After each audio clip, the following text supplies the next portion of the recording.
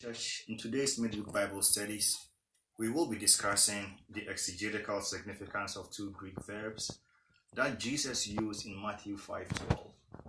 According to Matthew 5:12, it is recorded, and I read, "Rejoice and be glad, because great is your reward in heaven.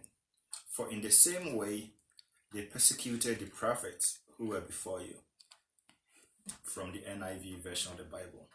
Brethren, I want you to understand that unlike the English language, where a verb is used to express an action or a state of being, in Greek verbs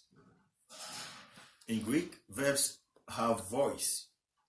They have mood, aspect, tense, person, number, and the verb stem.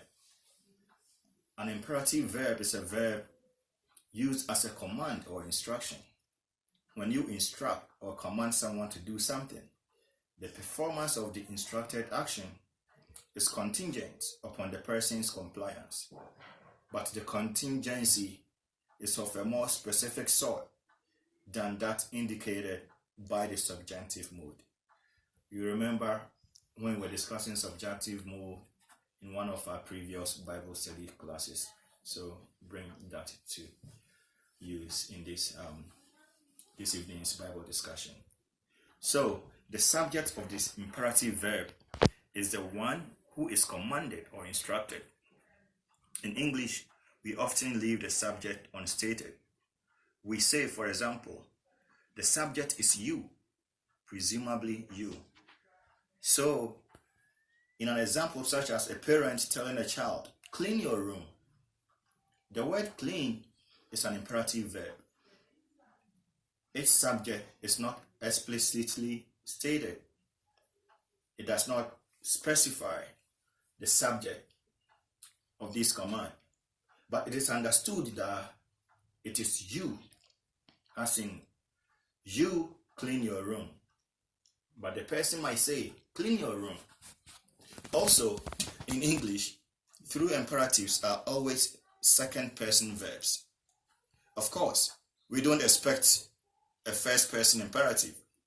It doesn't make much sense to go around commanding or instructing oneself. Nor does English have third-person imperatives. But unlike English, Greek verbs are conjugated so that it is possible to give a command or instruction using a third-person imperative verb. So in Greek, we have second-person imperative forms and third-person imperative forms. Brethren, as a reminder, the imperative mood conveys a command for someone to perform the action of the verb. The imperative mood exists in all voices, but occurs only in two tenses, which is the present tense that describes ongoing aspect, then the aorist. The aorist is simple or unmarked aspect.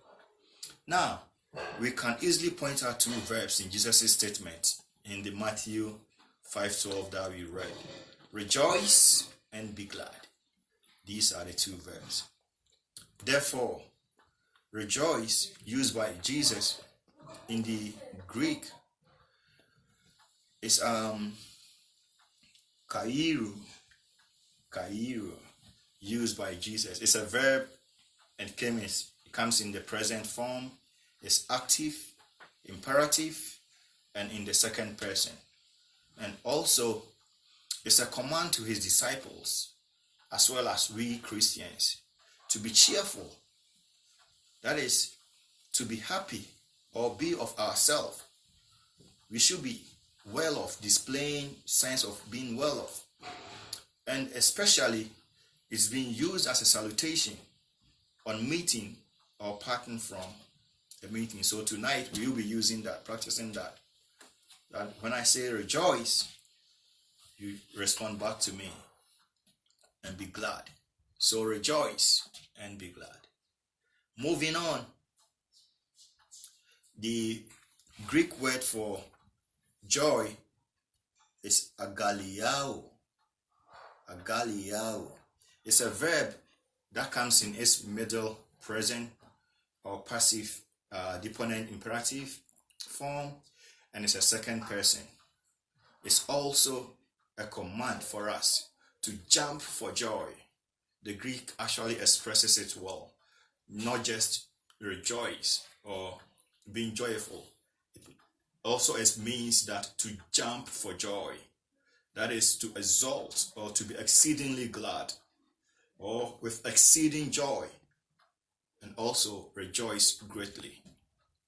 To conclude, the use of these two imperatives in the text significantly instructs or commands all Christians to show off or display two specific states of being whenever we are being persecuted, thus to rejoice and also be glad. Thank you, and I open up for any questions and or contributions.